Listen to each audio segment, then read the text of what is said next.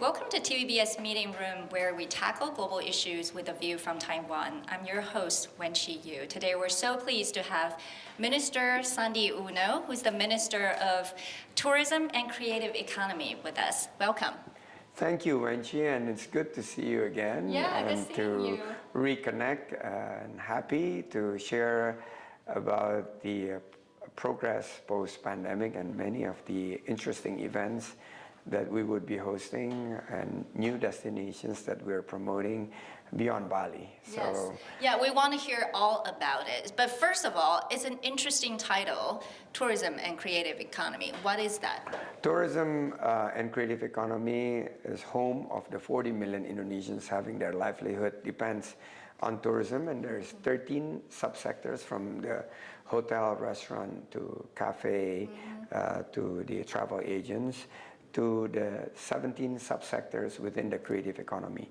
This is the culinary, fashion, handicrafts, apps, digital economy, movies, films, music. That's a super interesting portfolio that you have. It's a gigantic portfolio, and it's actually one of the fastest growing post-pandemic, and we're registering the growth at twice the rate that the country, across the sectors is having. So it's a tough portfolio in the last 2 years, but as we handle the pandemic much better, we're seeing very good numbers, and we're aiming to create 1.1 million new jobs this year, and in 2024, another 4.4 million new jobs.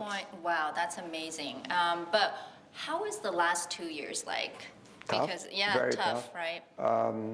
In particular, 2020 and 2021, it's a very, very tough years and unprecedented. But Indonesia has reopened.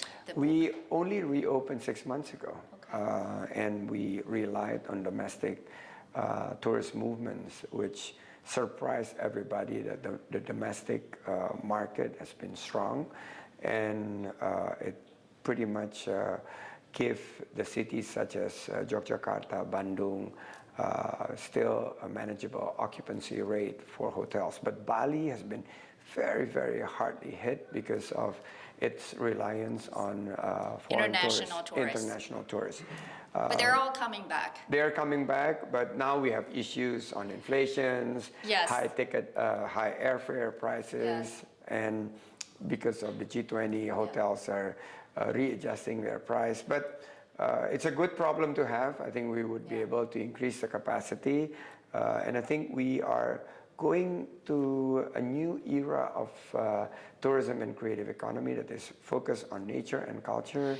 I want to hear all about it because you've been promoting the concept of sustainable tourism, right? So it's no longer just pursuing the number of tourists and high growth and all that. Like, what does that mean? Well, we are trailing behind our neighbors in terms of attracting the number of tourists in the past, and we were focusing more on how to increase quantity-wise. But then we look at the numbers that are coming in terms of their length of stay and their impact to local economy, and more importantly, is the impact to the environment, which is, to be honest, when we look at the big data numbers, it's not showing very, very strong performance. So what we're doing now is to shift our mindset to focus on quality and sustainability. We want green So you tourism. don't want a lot of backpackers into... Well, we welcome the backpackers if they contribute to the mangrove planting, if they contribute to local economies empowerment of the micro, small, medium enterprises, if they also engage in the tourism that do not generate waste that is not recycled and reused. You want responsible tourism. I want responsible tourism. They could be backpackers, and I love backpack. I carry backpack all the time. But now, because we have the carbon footprint calculator, whenever I arrive back in destinations, I calculate my carbon footprint. I need to plant 3-4 trees. If I have the time, I plant it myself. If I don't have the time, I'll donate to the local NGOs to plant it on my behalf, and I can monitor it from digital platform that is now offering this type of ecotourism friendly. So we have 5 pilot projects, areas that supposed to be the backbone for our net zero strategies. We're very ambitious. I'm just hearing so many ideas right now coming out of your net zero policy. The Asia 21 type of ideas, ranting. I can see that. But tell us, how are you going to manage the next few weeks? I mean, leading up to G20 meetings. It's a very exciting time because, well, not just the 50,000 people estimated that's coming into Bali, but also, I mean, the whole world is going to watch when you have President of the United States, President of China, and President of Russia all coming together. Big job. How are you going to manage all that? Well, we have the prelude for the tourism ministerial meetings. We just concluded 2 days ago. We have the same lineup. We have delegations from the US, from EU, but also delegations from Russia. So always very, very lively arguments, debates. But we say, hey, Indonesia is a country of 17,000 islands. We have 700 plus ethnicity groups. We have more than 1,000 languages. We manage differences. We manage arguments. If we don't have agreements on certain of the key issues, let's agree on things that we could agree and move on. Let's have dinner, and hopefully the very next day we could chart in terms of where tourism and creative economy would be heading, which is green tourism. So that was adopted, and Bali guidelines was presented in terms of the agreements among the G20 countries, what we contribute to the resiliency of the sectors, focusing on women and young generations. Yes. It's all music in my ear. And sustainability. We're committing to our net zero strategies of cutting 50% our carbon emissions by 2035, way ahead of other industries. Yes. And we are going into concrete, actionable items like food loss and food waste. I just saw how people are still going back to the old way of pre-pandemic of wasting food. We're now cutting down on food loss and food waste. So major initiatives that I believe I'm very excited that post G20 we could deliver something concrete, actionable improvements for the post-pandemic recovery. Well, I'm very excited for you as well. As Indonesia welcomes so many tourists back, Taiwanese love visiting Indonesia as well.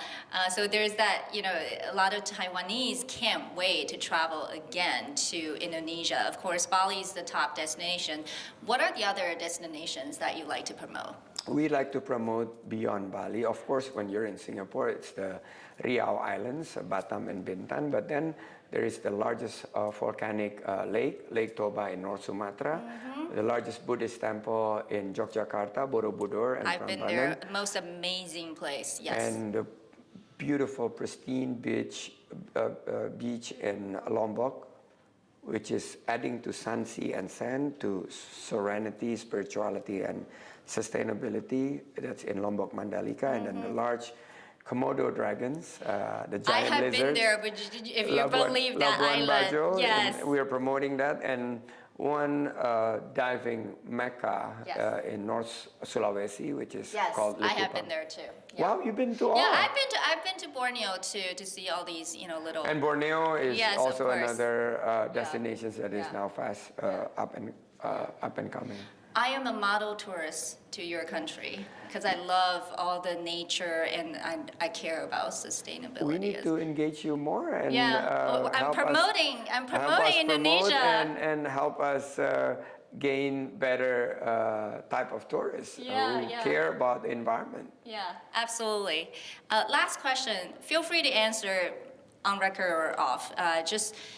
Taiwan and Indonesia there are a lot of Indonesian workers in Taiwan. Huge. Yes. And so because of COVID, so they've not been able to travel back and forth.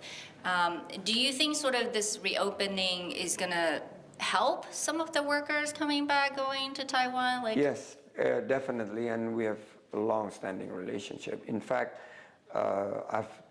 in my one of my workshops before I joined the ministry and after I become active in the ministry is to work with these migrant workers in Taiwan, whereby they could be helping us promoting Indonesian tourism and creative economy products like culinary products to Taiwan, and they could start small and then maybe they could start a business. Micro businesses. A micro business. And I think with reopening, it's going to help them and improve bilateral relationship in terms of trade and tourism that we're trying to develop. Well, there's a lot Taiwan and Indonesia can do together. But thank you so much, and I'm so excited for what you're going to accomplish for G20 and beyond. Thank you so much, Rachie, for having me. Thank you. Thank you.